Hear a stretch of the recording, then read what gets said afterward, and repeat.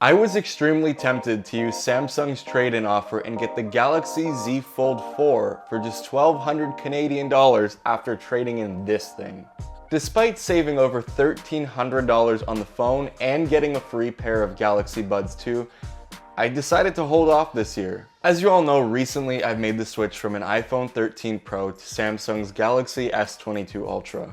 However, this isn't even close to being the first Samsung phone that I've owned. Before picking up the iPhone 13 Pro, I actually had a Z Fold 3. It was honestly a really nice phone and still one of the coolest pieces of tech I've ever used to this day, but I was working at a really hazardous job and I just didn't feel like the phone was going to be durable enough for me. Due to being on disability leave though, and now having this YouTube channel, I thought it'd be really cool to pick up the Z Fold 4 and have a chance to test it out and be able to review it for all of you. And then the phone was revealed. It has an inner 7.6 inch and an outer 6.2 inch LTPO OLED display, a 4400 mAh battery, and a base spec of 12 gigs of RAM with 256 gigs of storage. And if all of this sounds sort of familiar to you, it's because it's the same. Despite the front display being just a touch wider, shipping with Android 12L, and having the refreshed Snapdragon 8 Plus Gen 1, it's just the same phone. It really is. Speaking of familiarity though, why don't you go ahead and get familiar with this channel by clicking subscribe. Did I really just do that? If you go ahead and leave a like and subscribe to the channel, it would really mean a lot and help out this video and help me out as well. Thank you so much for showing the support. We're almost at 6K.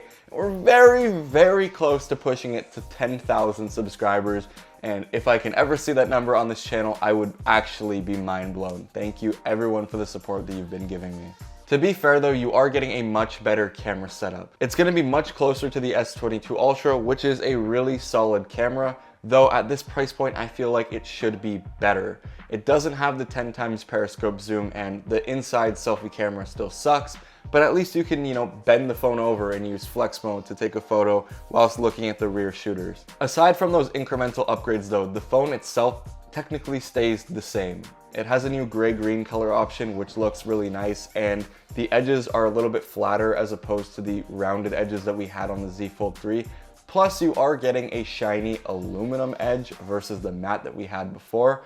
But, aside from that, the phone itself is the exact same. And when I say the same, unfortunately, that carries some of the weakest parts of the phone over yet again. And number one being the crease. And before you go sicko mode on me and just, ream me out for saying that you can't see the crease and this and that, let me just share my experience. When I had the Z Fold 3, it didn't really matter where you were, whether it was under direct sunlight, near a window, sort of anywhere that would pick up any sort of glare on a screen. So pretty much all the time, you see the crease. And it's not that big of a deal if you use your phone typically at nighttime or just, sort of in a gloomy room, but it is there and it is really visible. And keep in mind, this phone has S Pen support. So if you're used to using the S Pen like on the S22 Ultra, writing on that display is gonna cause you to go over the crease, which is actually gonna be a bump that you can feel. It's not just about whether you see it or not, it's there. You feel it in the day-to-day. When you're playing games, your fingers run over it, and it's just something that I feel like should have been improved on. It hasn't, it has been brought over, and it's just as bad as it was before.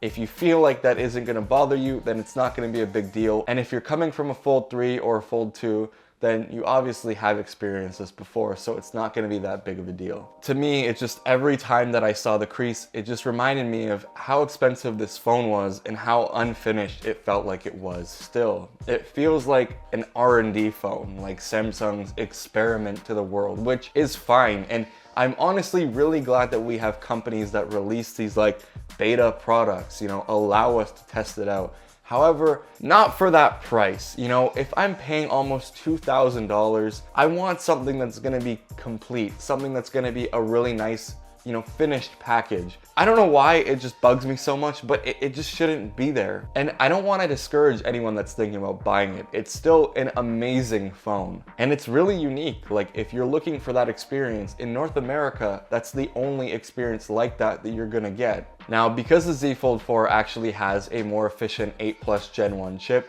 you're getting a lot better battery life compared to the Fold 3, which was one of the weakest points of the device for me. Now, what's funny is even though it has a 4500 milliamp hour battery, some people are claiming they're getting better battery life on the Z Fold 4 than they are on the S22 Ultra, which kind of impresses me because if I had this battery life on that phone, it would have been a real blast because you're getting much more display, much more content, and playing games on it was a lot more fun than playing games on something like this. So that battery life would have definitely helped out a lot on the Z Fold 3. The phone is also lighter by a few grams, which doesn't seem like a lot, but anything coming off of that 271 grams from the Fold 3 is gonna make a huge difference because that phone was also a tank to carry, especially when you have it folded up and all of the weight is just kind of concentrated in this brick. It was a very, very heavy phone to carry around, and it always slipped out of the pocket because it just wanted to go right to the ground. Though if you do want to save a little bit of money this year and you do want a foldable phone, I would recommend honestly just buying the Fold 3 on somewhere like eBay for the time being. Now, the reason I say that is because you can get a Fold 3 for $500 to $800 US, and by next year when say the Z Fold 5 comes out, you can actually use that phone as trade-in credit on Samsung's website and still get like a ridiculous amount of money back. You can probably make money off of doing that if you're interested in getting a foldable phone. Personally though, if you're in North America, I would suggest just holding out on the Z Fold 3 and the Z Fold 4 and just waiting to see what Samsung has coming next, or waiting to see whether another foldable device like Google's rumored Pixel Fold is going to be released. I feel like because Samsung doesn't really have any competition in the space, they're not really racing, toward the workbench to try to get this phone improved on every year. So what we're getting now is just kind of incremental upgrades and just sort of slight improvements year over year. And at that price point, I feel like that shouldn't be the case. We should be getting a new experience or, a completely overhauled device for, close to $2,000 US. Especially when you see what's coming out of China, like Xiaomi with the Mi Mix 2. It kind of puts things into perspective and shows you how far behind Samsung is in the foldable market.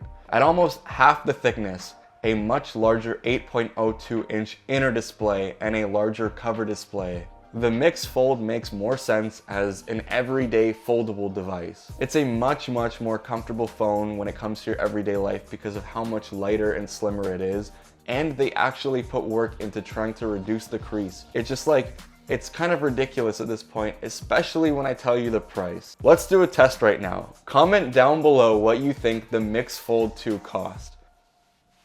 I'm waiting. Okay, you ready?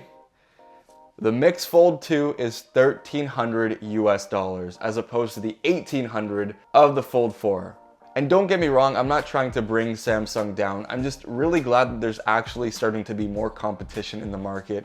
And this phone isn't just gonna impact China. The Mix Fold 2 is gonna be in India and all of the countries that Xiaomi is available in. So, pushing that Samsung foldable kind of out of its place is gonna irritate Samsung just enough to hopefully improve on it and not get lazy with this design, because I would love to have a foldable phone in my day-to-day. It would be amazing to own, having a tablet replacement and a phone replacement. Just having it all in one device is still like a mind-blowing thing to me, and I can't wait to get to that day where there are a ton of amazing options for foldables and it doesn't feel like you're just having to pick, that singular one that's available. So that's why I decided to stick with my S22 Ultra instead of buying the Z Fold 4 for pretty much over half off retail. I hope you guys enjoyed this video. If you did, please leave a like down below, subscribe for more content, and I'll see you in the next one. Peace out.